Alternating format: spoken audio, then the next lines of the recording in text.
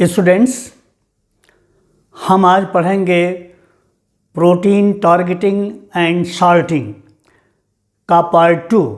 Part 1 में हमने पढ़ा था कि कैसे एक्सपोर्टेबल प्रोटीन्स कैसे सिंथेसाइज होती हैं और कैसे टारगेट्स को पहुंचती हैं। हमने ये भी जाना कि कुछ सिग्नल्स होते हैं, पेप्टाइड सिग्नल्स, जो कि डायरेक्ट करते हैं प्रोटीन को अपने डेस्टिनेशन को जाने के लिए। तो प्रोटीन टारगेटिंग और ये जो सॉर्टिंग है, ये जो सेल का सेक्रीशन होता है, सिमिलर मैकेनिज्म से बैक्टीरिया में भी, जिसमें कोई एंडोमेम्ब्रेन सिस्टम नहीं पाया जाता है, उसमें भी पेनिसिलिनेज एंजाइम जो है वो सेक्रीट होता है और उसमें भी पेप्टाइड सीक्वेंस या पेप्टाइड सिग्नल पाया जाता है और वो हेल्प करता है पेनिसिलिनेज एंजाइम को सेक्रीट होने के लिए। तो ऐसा ये प्रोकैरियोट्स में भी पाया जाता है और यूकैरियोट्स में भी पाया जाता है। आज हम ये देखेंगे कि वो जो प्रोटीन सिंथेसाइज होती हैं उनका सेग्रीगेशन कैसे होता है। जो प्रोटीन्स सिंथेसाइज होती हैं, सब की सब प्रोटीन की सिंथेसिस फ्री राइबोसोम्स पर स्टार्ट होती है, और जो साइटोसॉल में प्रोटीन सिंथेसाइज होती हैं वो प्रोटीन्स में जो अमीनो एसिड सीक्वेंसेस होते हैं उसमें कुछ अमीनो एसिड के सीक्वेंस सॉर्टिंग सीक्वेंस बनाते हैं। जिन प्रोटीन्स में सॉर्टिंग सीक्वेंस होते हैं वो अपने डेस्टिनेशन को जाते हैं, और जिन प्रोटीन्स में ये डिस्क्रीट सॉर्टिंग सीक्वेंसेस नहीं पाए जाते हैं, सॉर्टिंग सिग्नल्स नहीं पाए जाते हैं, वो प्रोटीन्स अपने डेस्टिनेशन को नहीं जा पाती हैं, बल्कि वो क्या होती हैं, they become permanent residents of the cytosol. वो साइटोसॉल में परमानेंटली रह जाती हैं, वो कहीं किसी डेस्टिनेशन को नहीं जा पाती हैं। तो टारगेटिंग और सॉर्टिंग में प्रोटीन की सिंथेसिस होती है और प्रोटीन अपने डेस्टिनेशंस को विद इन द सेल और आउट ऑफ द सेल जाते हैं। यही इस टॉपिक में हमें पढ़ना है। तो हम ये देखेंगे कि प्रोटीन्स का सेग्रीगेशन कैसे होता है, कैसे अलग अलग होती हैं, कैसे सब पॉपुलेशंस बनती हैं प्रोटीन की। ये जो हमने एक डायग्राम आपको सेल का एक जनरल बना दिया है, तो साइटोसॉल में सिंथेसाइज होने वाली कुछ प्रोटीन्स ऐसी हैं जिनके सॉर्टिंग सीक्वेंसेस होते हैं और सिंथेसाइज तो साइटोसॉल में होती हैं, लेकिन वो अपने टारगेट ऑर्गेनेल्स को ट्रांसपोर्ट होती हैं। वो प्रोटीन्स हैं, जैसे हमने यहाँ आपको एक लिस्ट दे दिया है कि कौन कौन सी प्रोटीन साइटोसॉल में सिंथेसाइज होने के बाद अपने रेस्पेक्टिव ऑर्गेनेल्स को जाती हैं, और जैसे उनके सॉर्टिंग सीक्वेंसेस होते हैं उस तरह से वो अपने रेस्पेक्टिव ऑर्गेनेल्स को जहाँ पर चाही जाती हैं, जहाँ पर ज़रूरत, जिन ऑर्गेनेल्स में इनकी ज़रूरत होती है इन प्रोटीन्स की, वहाँ जाते हैं। हमने दिया कि हिस्टोन्स एंड न्यूक्लियर प्रोटीन्स, ये न्यूक्लियोप्लाज्म में जाती हैं, न्यूक्लियर इन्वेलप को क्रॉस करती हैं। ये देखिए न्यूक्लियर इन्वेलप है, वो डबल मेम्ब्रेन है और इसको क्रॉस करती हैं। हमने किसी भी मेम्ब्रेन पर ये राइबोसोम्स को यहाँ नहीं बनाया, छोड़ दिया है। दूसरी जो और प्रोटीन है एंजाइम्स ऑफ क्रेब्स साइकिल, वो माइटोकॉन्ड्रियल मैट्रिक्स में जाती है। माइटोकॉन्ड्रियल मैट्रिक्स है, इसमें डबल मेम्ब्रेन क्रॉस करके ये प्रोटीन पहुंचती हैं साइटोसॉल से, क्योंकि उनकी सिंथेसिस साइटोसॉल में होती है। वैसे तो सभी प्रोटीन्स की सिंथेसिस साइटोसॉल में फ्री राइबोसोम्स पर होती है, लेकिन दो ऐसे एक्सेप्शन हैं जहाँ पर प्रोटीन्स साइटोसॉल के अलावा भी होती है, और वो दो ऐसे ऑर्गेनेल्स का नाम है माइटोकॉन्ड्रिया और क्लोरोप्लास्ट, जो कि प्लांट सेल्स में पाए जाते हैं। Mitochondria enzymes of respiratory chain in mitochondria और फोटोसिस्टम कॉम्प्लेक्सेस इन क्लोरोप्लास्ट। इन दोनों की इनर मेम्ब्रेन में ये प्रोटीन जो है इनकॉर्पोरेट होती हैं, इंटीग्रल पार्ट बनती हैं। फिर सम पैराक्सिसोमल एंजाइम्स, वो पैराक्सिसोम की, यहाँ पर सिंगल मेम्ब्रेन बाउंडेड पैराक्सिसोम्स होते हैं, उनकी मेम्ब्रेन में ये पैराक्सिसोमल एंजाइम्स जाती हैं और ये टॉक्सिक सब्सटेंसेस को डिटॉक्सिफाई करने का काम करती हैं। और वो जो पैराक्सिसोमल एंजाइम्स पॉपुलर है दैट इज़ कैटालेज, यहाँ कैटालेज हमने आपको लिख दिया इस तरह से। हर सेल में करीब 10,000 के करीब प्रोटीन सिंथेसाइज होती है। ये प्रोटीन्स जो सिंथेसाइज होती हैं, इनके जो डेस्टिनेशंस हैं या इनके जो फेट हैं वो 3 हो सकते हैं। जो भी प्रोटीन सिंथेसाइज होगी उनके 3 ही भविष्य होंगे, 3 ही फेट होंगे। पहला, या तो वो प्रोटीन जो सिंथेसाइज हो रही है सेक्रेटेड आउटसाइड, सेल के बाहर चली जाए, या to be incorporated in cell organelle, वो सेल ऑर्गेनेल का हिस्सा बन जाए, वहाँ चाहिए जाए, वहाँ ज़रूरत हो और सेल ऑर्गेनेल में चली जाए। और तीसरा जो उसका फेट होगा सिंथेसाइज्ड प्रोटीन्स का, to be attached to or to become integral part of the membrane of that organelle। तो या तो वो तीसरा विकल्प जो है वो मेम्ब्रेन से अटैच हो जाएगी या मेम्ब्रेन का वो इंटीग्रल पार्ट हो जाएगी, उसमें एम्बेड हो जाएगी, उस ऑर्गेनेल के मेम्ब्रेन में वो उसकी एम्बेडिंग हो जाएगी। यहाँ देखिए ये एंडोप्लाज्मिक रेटिकुलम है, इस पर राइबोसोम्स नहीं शो किए गए हैं। फ्री राइबोसोम पर प्रोटीन की सिंथेसिस स्टार्ट हो रही है। ये जो पेप्टाइड सीक्वेंसेस हैं या सिग्नल है जो कि रिलीज हो जाएगा इसको मेम्ब्रेन में, इसके ल्यूमेन में जब प्रोटीन पेनिट्रेट करना स्टार्ट करेगी तो फिर ये सीक्वेंस जो है पेप्टाइड सीक्वेंस हट जाता है, स्पेशल सीक्वेंस जो होता है। और ये देखिए प्रोटीन की सिंथेसिस होते होते फिर ये सेक्रेटरी प्रोटीन बनाएगी, एंडोप्लाज्मिक रेटिकुलम से गोल्जी अपरेटस को जाएगा और गोल्जी से ये सेक्रीशन होगा, आउटसाइड ऑफ द सेल चला जाएगा, सेल के बाहर हो गया। दूसरा यहाँ पर प्रोटीन जो देखिए सिंथेसाइज हो रही है फ्री राइबोसोम्स के ऊपर, ये प्रोटीन देखिए निकल रही है, इसमें कोई सीक्वेंस नहीं शो किया जा रहा है। वो उसके अमीनो एसिड के सीक्वेंसेस में वो सार्टिक सीक्वेंस रिसाइट करेंगे और उसे न्यूक्लियर मेम्ब्रेन की डबल मेम्ब्रेन को क्रॉस करके ये न्यूक्लियोप्लाज्म में चली जाएगी। वो हिस्टोन्स होंगे या न्यूक्लियर प्रोटीन्स होंगी, तो न्यूक्लियर एनवेलप को क्रॉस करके न्यूक्लियोप्लाज्म में पहुंच जाएंगे। ये माइटोकॉन्ड्रिया शो किया गया है।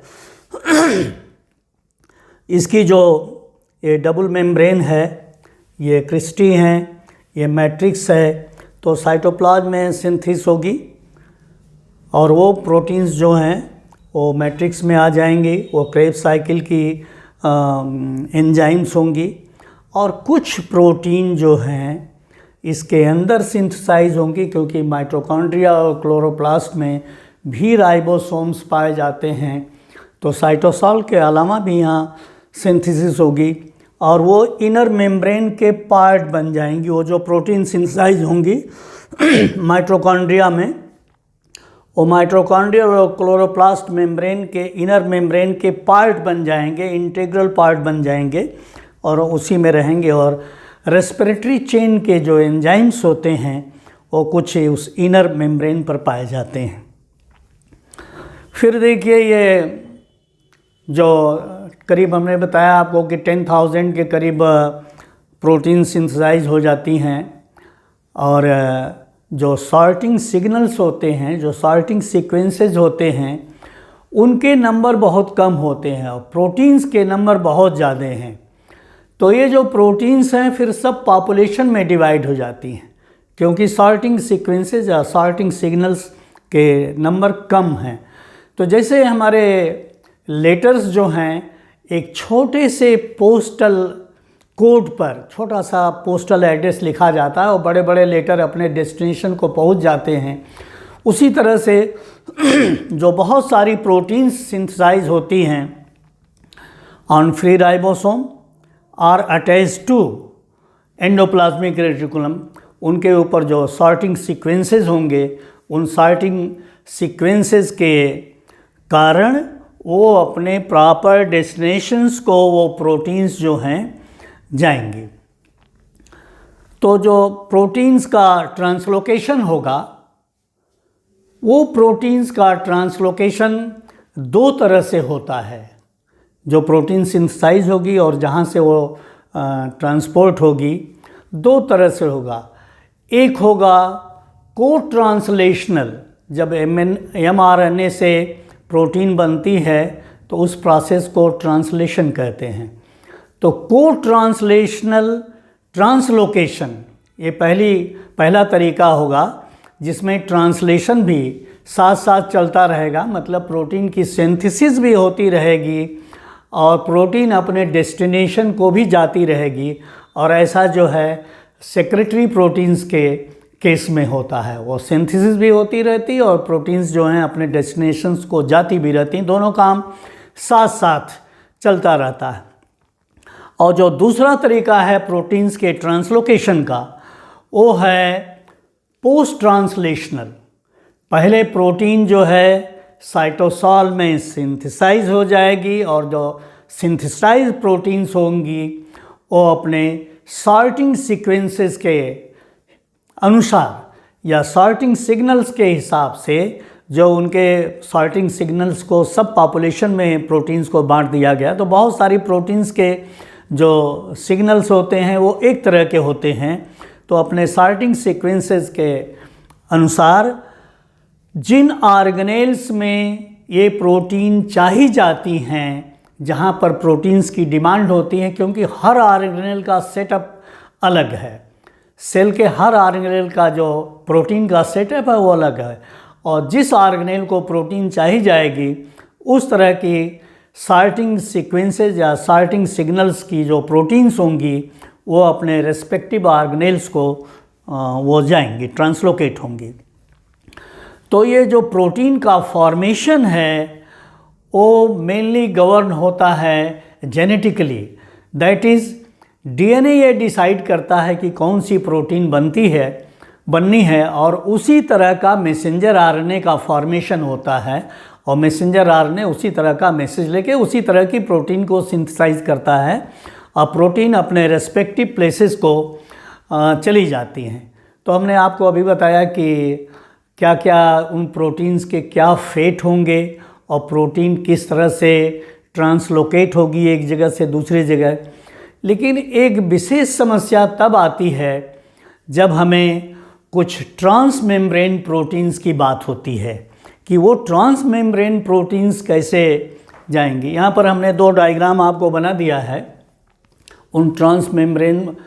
तो ये तो एक जो है सेक्रेटरी प्रोटीन का मॉडल है। इस पर देखिए ये लिपिड की बाईलेयर है, ये लिपिड की बाईलेयर है और लिपिड की बाईलेयर में यहाँ पर एंडोप्लाज्मिक रेटिकुलम के मेम्ब्रेन पर राइबोसोम्स नहीं शो किए गए हैं मेम्ब्रेन के डायग्राम के क्लैरिटी के लिए।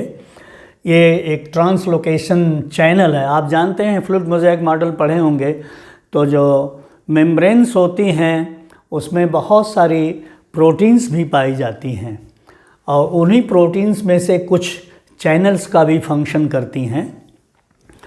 तो ये एक देखिए पेप्टाइड सीक्वेंस से एक प्रोटीन का फॉर्मेशन हो रहा है। ये सिग्नल सीक्वेंस है। ये सिग्नल सीक्वेंस जब आता है तो ये जो ट्रांसलोकेशन चैनल है ये ओपन हो जाता है साइडवेज में, ऐसे साइड में ये खुल जाएगा और जब साइड में खुल जाएगा तो ये जो प्रोटीन चेन बन रही है वो इसमें थ्रेड करेगी इस चैनल के, और ये ल्यूमेन का प्लेस है। ये एंडोप्लाज्मिक रेटिकुलम का ये ल्यूमेन पोर्शन है, ये आउटसाइड पोर्शन है, साइटोसोलिक पोर्शन है और ये ल्यूमेन पोर्शन है। तो इसमें देखिए ये लूप बन रहे हैं न्यूली सिंथेसाइज्ड प्रोटीन्स के। फिर देखिए आपको हमने एरो से ये शो कर दिया कि जब प्रोटीन का फॉर्मेशन हो जाएगा तो यहाँ पर एक इसके ल्यूमिनल फेस पर एक एंजाइम पाई जाएगी जिसको कहा जाएगा सिग्नल पेप्टाइडेज। ये सिग्नल पेप्टाइडेज है, ये जो है अमीनो एंड है। NH2 एंड जो होता है जहाँ से वो ये प्रोटीन की शुरुआत हुई है वो अमीनो टर्मिनल होता है प्रोटीन का। तो ये अमीनो टर्मिनल पर ये सिग्नल पेप्टाइडेज अपना एक्शन करेगा और इस सिग्नल पेप्टाइड को वो क्लीव ऑफ कर देगा, कट कर देगा। तो ये जो सिग्नल पेप्टाइड है वो लिपिड बाइलेयर के अंदर चला जाएगा, becomes the part of the lipid bilayer, और ये जो सेक्रेटरी प्रोटीन है वो ल्यूमेन में पूरी की पूरी सिंथेसाइज होके आ जाएगी। तो जहाँ से प्रोटीन का बनना शुरू होता है वो NH2 एंड होता है, अमीनो एंड होता है, और ये देखिए COOH ये कार्बोक्सिल ग्रुप है, वो लास्ट एंड है जो इधर एंड है, इधर का एंड कार्बोक्सिल, और यहाँ जहाँ से वो पेनिट्रेशन स्टार्ट होता है वो अमीनो टर्मिनल होता है। तो ये अमीनो टर्मिनल जहाँ से ये सिग्नल पेप्टाइड जो है क्लीव ऑफ हो गया है, और ये जो है ये इसमें एडिशन, ये रिमाइंडर पॉलीपेप्टाइड चेन बढ़ती रहती है, इसमें अमाइनो एसिड्स जो हैं वो लगती रहती हैं। तो अमाइनो एसिड्स के द्वारा ये पॉलीपेप्टाइड चेन हो गई, तो ये आ गई ल्यूमेन में, और ल्यूमेन से होके ये सेक्रेटरी प्रोटीन जहाँ इसका डेस्टिनेशन होगा वहाँ वो चली जाएगी। फिर एक दूसरा डायग्राम हमने बनाया, the integration of A transmembrane protein into the endoplasmic reticulum membrane. एक ऐसी प्रोटीन बन रही है जो कि वो ट्रांसमेम्ब्रेन होगी। तो और तो रेस्ट ऑफ द फंक्शन तो आप उसी तरह से देख रहे हैं कि ये ट्रांसलोकेशन चैनल है, ये जैसे ही सिग्नल आएगा ये साइडवेज ओपन हो जाएगा। इसमें हम आपको दो सिग्नल सीक्वेंसेस शो कर रहे हैं। एक देखिए सिग्नल सीक्वेंस रेड कलर में है और दूसरा सिग्नल सीक्वेंस ग्रीन कलर में है। ये रेड कलर वाला भी हाइड्रोफोबिक है और ये ग्रीन कलर वाला भी ये भी हाइड्रोफोबिक है। तो एक स्टार्ट होगा और एक स्टॉप सिग्नल होगा। तो जो रेड कलर है वो स्टार्ट सिग्नल है, यहीं से पहले पेनिट्रेट करेगा। जो पॉलीपेप्टाइड चेन बनना स्टार्ट होगी वो रेड कलर के सिग्नल पेप्टाइड से स्टार्ट होगा। तो रेड कलर का सिग्नल पेप्टाइड पहले इसको पेनिट्रेट करेगा, इसको ओपन करेगा साइडवेज, फिर पॉलीपेप्टाइड चेन का फॉर्मेशन स्टार्ट होगा। पॉलीपेप्टाइड चेन बढ़ती जाएगी, लूप करेगी ल्यूमेन में। ये ल्यूमेन है, एंडोप्लाज्मिक रेटिकुलम का ल्यूमेन है, ये साइटोसोलिक पोर्शन है। तो ये देखिए इसमें ये साइड में लगी हुई है सिग्नल पेप्टाइड रेड कलर वाली, जो कि स्टार्ट सिग्नल है, और ये जो थ्रेडिंग होती जाएगी पॉलीपेप्टाइड की वो ल्यूमेन में बढ़ती चली जाएगी। जैसे ही ये ग्रीन कलर का हाइड्रोफोबिक स्टॉप ट्रांसफर सीक्वेंस आ जाएगा, ये भी कुछ अमीनो एसिड का सीक्वेंस होगा, और ये सीक्वेंस जो है वो ये करता है कि अब इसके आगे नहीं जाना, स्टॉप हो जाना, यहीं रहना है इसको। और तो थोड़ी सी पॉलीपेप्टाइड चेन बाहर भी है और थोड़ी सी देखिए अंदर भी है, इधर आ गई। फिर ये हट जाएगा, चैनल ओपन हो जाएगा, और ये देखिए फिर यहाँ पर वो वही सिग्नल पेप्टाइडेज फिर इसको स्टार्ट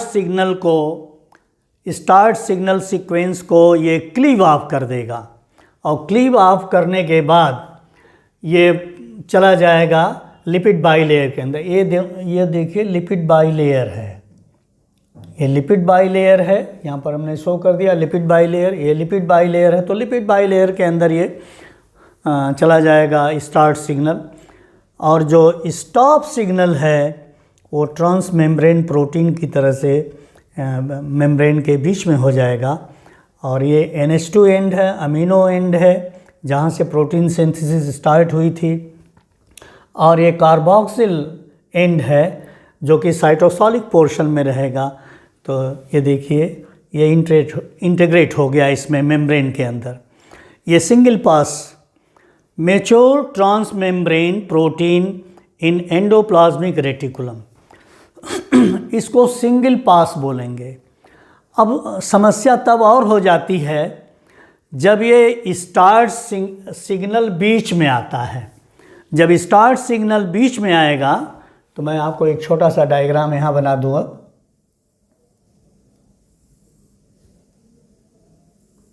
ये लिपिड बाइलेयर हो गई, और ये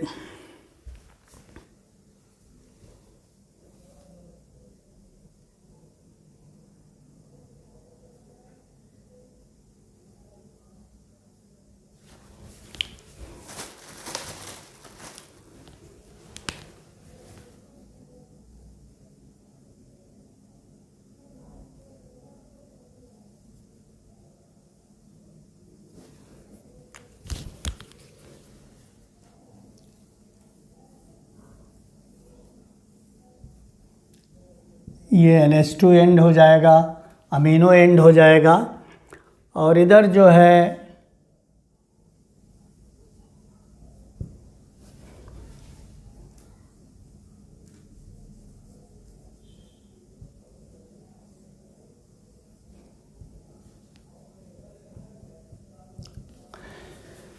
ये अमीनो एसिड सीक्वेंस के बीच में पाया जाएगा स्टार्ट, और यहाँ पर ये स्टॉप सिग्नल हो गया, और यहाँ पर ये हो जाएगा आपका कार्बोक्सिल एंड COOH। तो यहाँ पर ये डबल पास हो गया। एक सिग्नल सीक्वेंस ये है प्रोटीन का, और दूसरा सिग्नल सीक्वेंस ये है, ये डबल पास हो गया। तो इस तरह से में हम जब फ्लूइड मोज़ेक मॉडल पढ़ते हैं तो उसमें देखते हैं कि दो तरह की प्रोटीन्स पाई जाती हैं, इंट्रिंसिक और एक्सट्रिंसिक, पेरिफेरल प्रोटीन्स और इंटीग्रल प्रोटीन्स। तो पेरिफेरल प्रोटीन्स उसके मेम्ब्रेन के एक्सटर्नल सरफेसेस पर पाए जाएंगे, और इंटीग्रल प्रोटीन्स या इंट्रिंसिक प्रोटीन्स उसमें इनकॉर्पोरेट हो जाएंगे। तो ये लिपिड बाइलेयर है, इसमें देखिए ये एक अमीनो एसिड सीक्वेंस है जो कि सिग्नल फॉर्म कर रहा है, ये दूसरा अमीनो एसिड सीक्वेंस है, ये सिग्नल फॉर्म कर रहा है, और दोनों प्रोटीन्स जो हैं, ये प्रोटीन और ये प्रोटीन, दोनों मेम्ब्रेन में इंटीग्रेट हो गई हैं, उसकी इंटीग्रल पार्ट हो गई हैं। तो ये डबल पास ट्रांस मेम्ब्रेन प्रोटीन का ये एग्जाम्पल होगा। और ये जो है सिंगल पास है, ये सिंगल पास है, और ये डबल पास हो गया।